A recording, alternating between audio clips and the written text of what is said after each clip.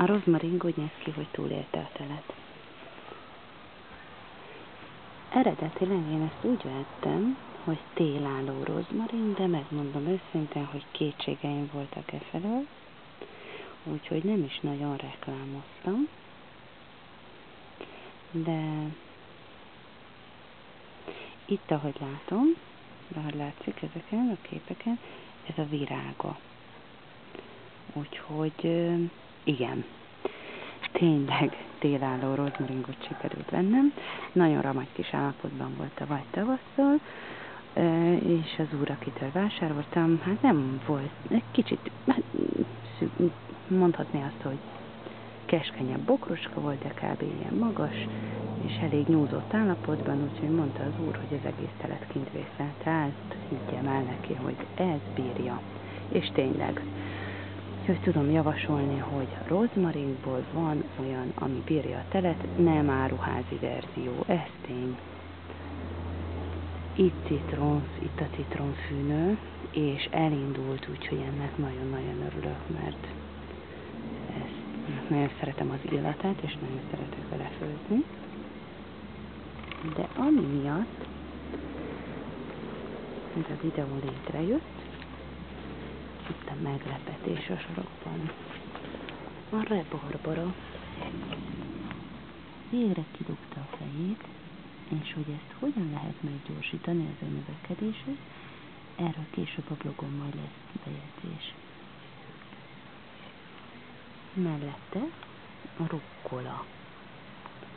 Mert hogy a rukkola áttelel, a vad rukkola. És íme itt a bizonyíték. Úgyhogy ez most itt metszésre vár, tulajdonképpen.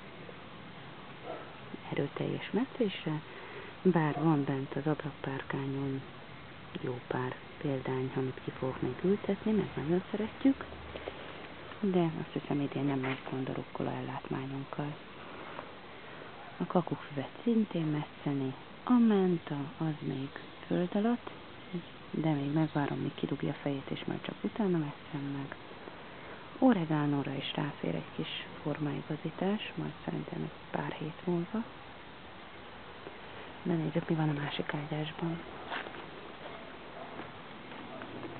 Itt mangold.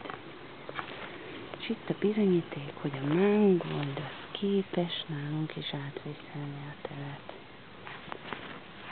Egész télen tulajdonképpen szedhettem volna a levelét, gyönyörűek voltak, nagyon szép, már most azért nem volt erőteljes fagy, de gyönyörűek voltak a levelei, és ilyen szép friss leveleket hoztak. Szóval látszik, hogy bármikor be lehet dobni ezeket a salátába, és meg lehet enni, vagy meg lehet főzni.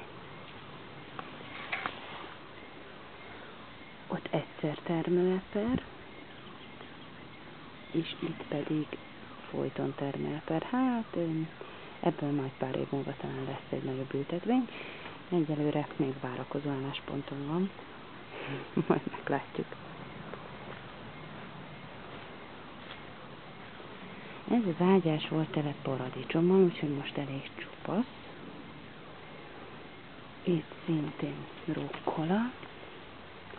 Ahogy látszik, ami többől ki lett tépve, igazából azt tűnt csak el, de hogy mindegyik tő átvészelte a teret, úgyhogy ezt is szerintem a héten csak visszametszem, és formára igazítom. Eper, zeller, mert a zeller az profin hozza a leveleket télen, és minden háziasszony kedvence. Ami látszik az ágyáson, hogy rendesen összetömörödött a talaj, úgyhogy ezt pótolnom kell. Itt a kutya-macska, valaki besegített az ásásban. Úgyhogy földpótlásra szükség van. A fa része egy kicsit meg fog hozni,